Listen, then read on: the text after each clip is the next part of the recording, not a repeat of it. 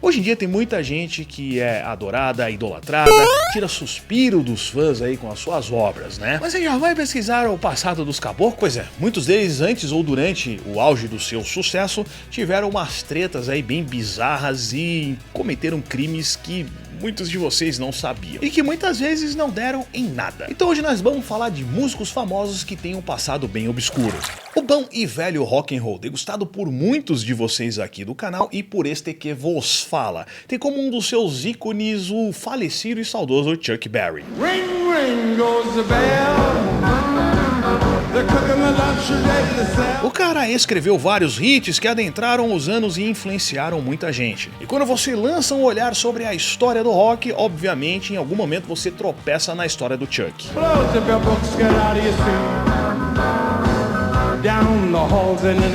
Com toda essa importância histórica, ele vendeu muitos discos e encheu a guaiaca dos cobres. Pelo menos o suficiente para reinvestir sua grana e montar um negócio próprio. E foi o que aconteceu. Ele montou um restaurante lá no Missouri. Agora imagina que legal, você pegar a tua namorada, tá dando um rolê ali na City e parar no restaurante do Rockstar. Bom, legal mesmo não seria, principalmente se ela precisasse usar o banheiro feminino.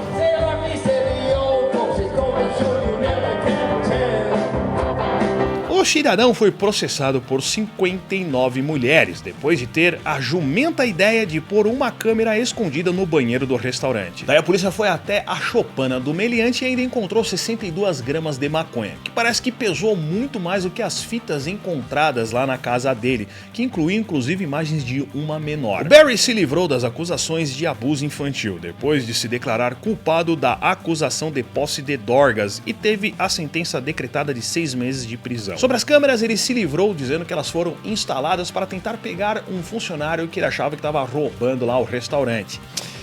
Mente mais que tá pouco.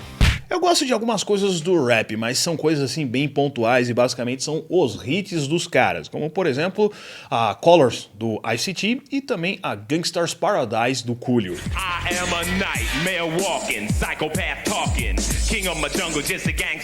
Claro que eu tô falando dos clássicos do rap, aquela fase de ouro dos anos 80 e 90. Hoje em dia eu nem sei o que tá acontecendo no cenário do rap, alguém por favor me atualiza com alguma coisa boa aí. Enfim, ali no começo dos anos 2000 tiveram alguns caras que explodiram também que eu não conhecia, como é o caso, por exemplo, do Depp. Nunca tinha ouvido falar.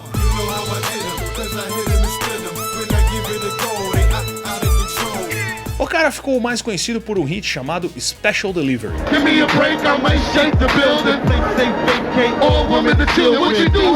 Ele conseguiu um bom contrato com uma gravadora e o seu hit chegou ao 7º lugar das paradas. Ou seja, tudo ia bem na vida do rapper. Só que não. Ele tinha cometido um crime anos atrás, em 93, lá em Nova York, que assombrou a vida dele até ele não aguentar mais. Special delivery. Come on. Special delivery. O Depp suportou até 2010, quando entrou em uma delegacia e simplesmente confessou que havia matado, ainda nos 90, um homem chamado John Henkel. Em entrevistas ele disse que não suportava mais guardar esse segredo, que se sentia muito culpado por estar fazendo um sucesso e ao mesmo tempo ter cometido tal ato. Em 2012, então, ele foi condenado a 15 anos de prisão e mesmo assim disse estar em paz com a sua confissão. Quando você é um jovem, você só faz merda. É totalmente normal. Eu, por exemplo, tô ficando com o braço preto justamente por conta disso. Isso aqui é cobertura de várias bostas que eu fiz aqui no braço. O que, inclusive, dói mais. Mas pior que um jovem merdeiro é um jovem merdeiro e playboy. Que é o caso do meninão queridinho da MPB aí, Chico Buarque. Como quem partiu ou morreu, a gente estancou. Filho da aristocracia intelectual do Brasil, o rapaz não necessariamente precisava de dinheiro, né? O pai dele era historiador, jornalista e um dos fundadores do PT. Quer dizer, o cara tinha influência em uns cobre, vai. Mas o Chico, no auge de sua adolescência boçal, resolveu que tinha que fazer merda.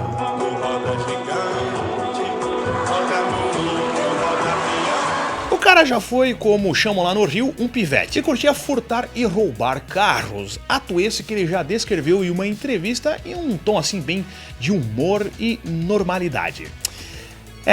Brasilzão da bunda de fora. Nós éramos garotos assim, até de boa escola, né? Escolas não éramos marginais, mas a marginalidade sempre atrai o adolescente. Eu não sei se era um pouco a influência, naquele tempo era coisa da juventude transviada, e não existia a droga, não existia.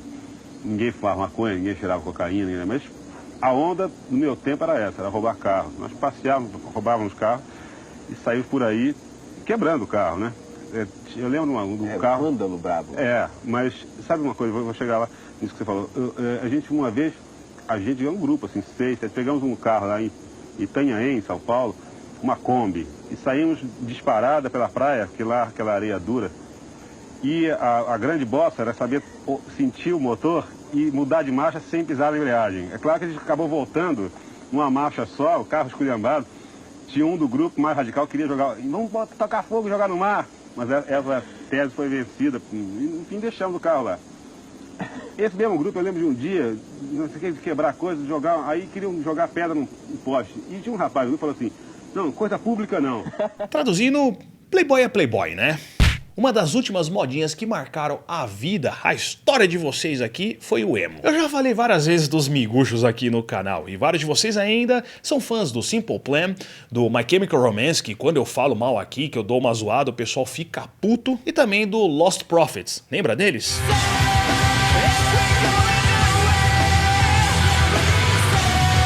Senhoritos e senhoritas do Fotolog com seus cintinhos, xadrez e munhequeiras da Strong. Vocês choraram, se emocionaram e ficaram tristuchos ao som dessa banda, né?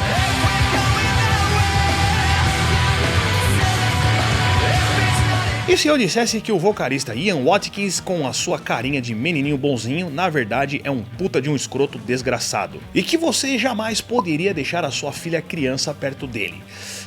O bagulho é louco.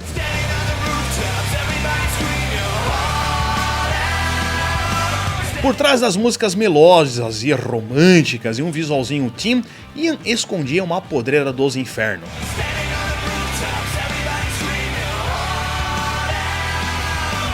O cara se utilizou do seu sucesso e começou a abusar de suas seguidoras. Além de ter planejado abusar do bebê. Cara, esse maluco é nojento.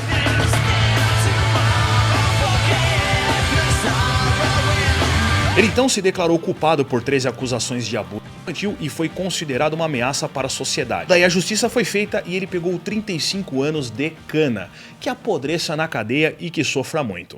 O mundo do glam foi uma loucura oitentista, e como um dos precursores de vários adereços que os emos viriam a usar nos anos 2000, eles viveram uma vida de esbórnia. E hoje estão só o pó.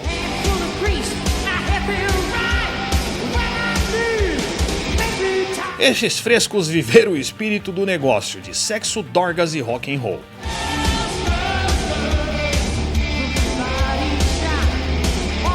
Quem assistiu o exagerado The Dirt aí, cara? Comenta aqui embaixo. Apesar dos exageros, algumas coisas ali realmente aconteceram.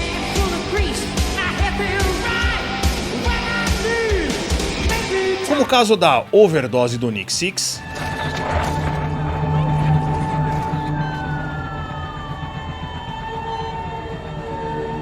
E as putarias todas que eles viveram.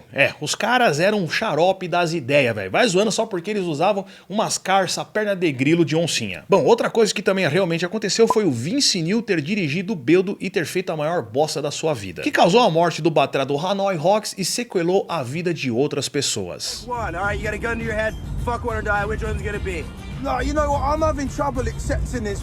Resumindo a bosta, ele e o falecido Haslam, que é o batera do Hanoi, pegaram um carango, foram dar um rolê muito loucos. Conclusão, o Vince bateu o carro e matou o batera, e deixou os ocupantes do outro carro sequelados para sempre.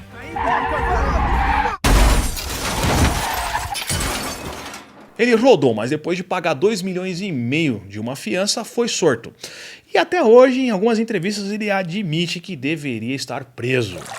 Então é isso, seus loucos por nostalgia. Espero que vocês tenham gostado desse vídeo. Compartilhem, marquem os amigos aí quando forem compartilhar. E também me sigam lá no Instagram, tudo junto, @cachavé, beleza? Já monta aqui também uma listinha de músicos que tiveram passado aí bem obscuro para quem sabe a gente ir para a parte 2 desse vídeo aí, beleza? Então até a próxima, um abraço.